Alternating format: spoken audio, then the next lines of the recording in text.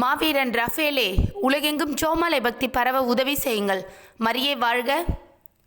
December 8 இறை இரக்கத்தின் நேரம்.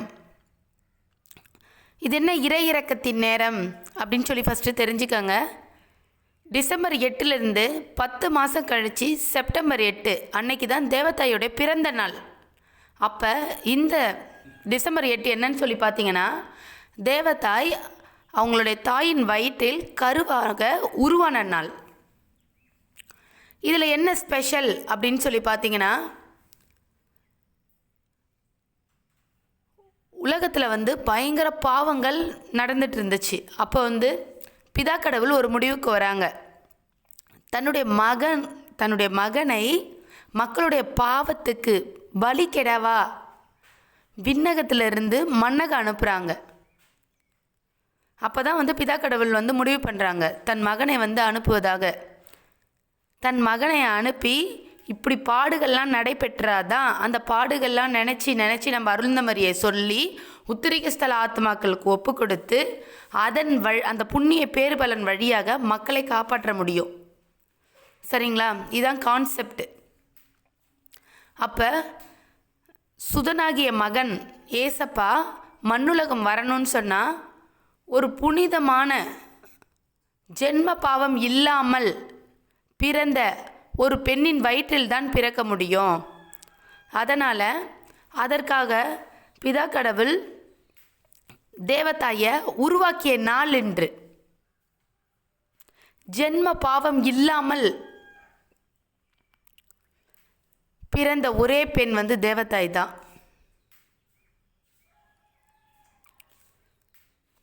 நம்மளுடைய மீட்புக்காகவே, மனிதர்களுடைய மீட்புக்காகவே, மீட்பு என்னன்னு தெரியுங்களா உங்களுக்கு? உத்திரிகஸ்தல நெருப்பு எப்படி இருக்கும் தெரியுமா? எவ்வளோ கொடுமையானது தெரியுமா? அந்த நெருப்பில் இருக்கிற மக்களை காப்பாற்றணும். அந்த நெருப்பில் இருக்கிற மக்களை காப்பாற்றணும். அவங்கள மீட்பதற்காகவே மீட்பர் வந்தார். அதான் இயேசுப்பா அடிக்கடி சொல்லுவாங்க, பாவிகளை மீட்பதற்காகவே வந்தேன்னு சொல்லுவாங்க. அந்த பாவிகளை எல்லாரும், நம்ம தான் அந்த பாவிகள். நம்மளும் உத்திரிஸ்தலத்தில் இருக்கவங்க தான் அந்த பாவிகள். நமக்காச்சும் சான்ஸ் இருக்குது. உயிரோடு இருக்கிற வரைக்கும் எப்போ வேணாலும் மனம் திருந்தி மன்னிப்பு கேட்டால் கடவுள் நம்மளை கண்டிப்பாக ஏற்றுப்பாங்க. ஆனால் தெரிஞ்சு பாவம் செஞ்சால் கடவுள் கண்டிப்பாக ஏற்றுக்க மாட்டார்.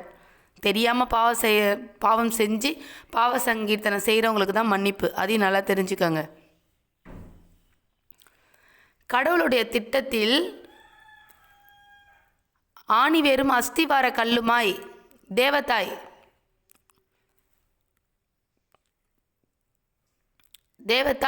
அப்படின்னு சொல்கிற ஒரு பெண்ணை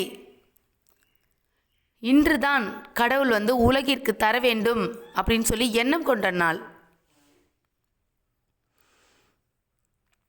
தேவதாய் அவர்கள் தாயின் வயிற்றில் உருவான நாள். இதை ரொம்ப மகிழ்ச்சியாக கொண்டாட வேண்டியது யாருன்னு கேட்டால் பாவிகளாகிய நாம் தான். ஏன்னா நம்மளுடைய மீட்பு தான் தேவதாய்.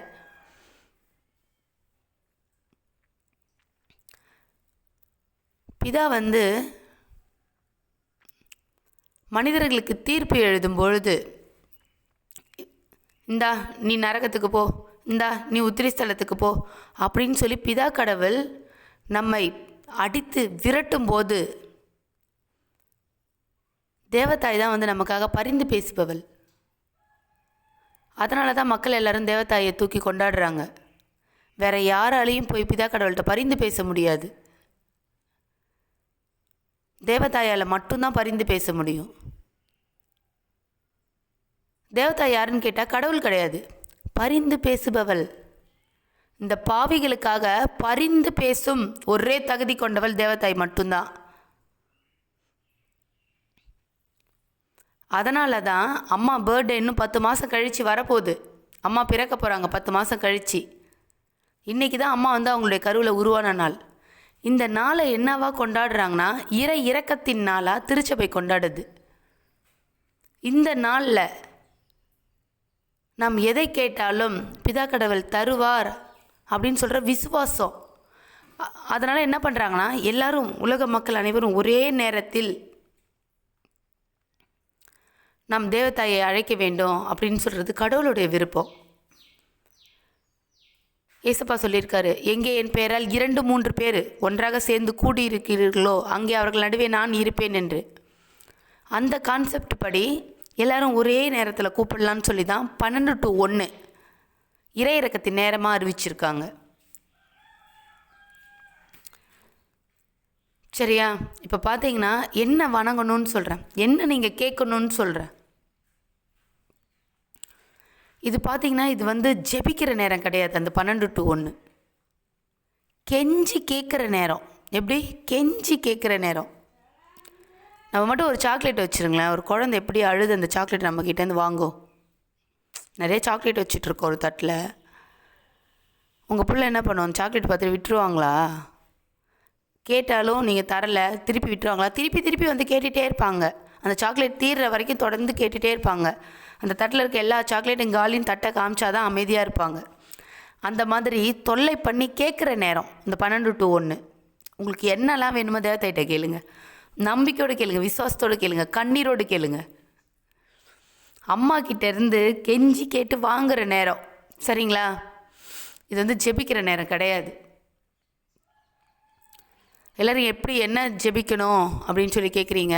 இது ஜெபிக்கிற நேரம் கிடையாது, கேட்குற நேரம்.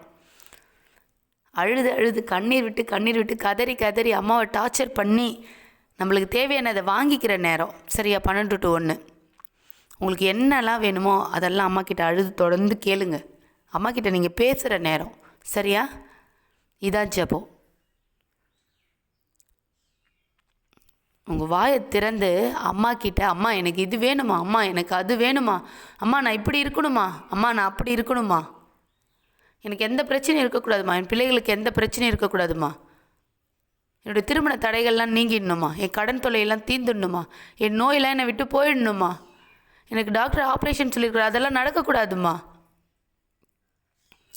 அப்படின்னு அம்மாக்கிட்ட தொடர்ந்து கேட்குற நேரம். தொடர்ந்து 1 மணி நேரம் நீங்கள் முன்னாடியே பிளான் போடுங்க. தயவு செஞ்சு முன்னாடியே பிளான் போடுங்க. அதுக்கு முன்னாடி இன்னொரு விஷயம், அந்த 12 to 1 அவ்வளோ சீக்கிரத்தில் ஜெபிக்க முடியாது.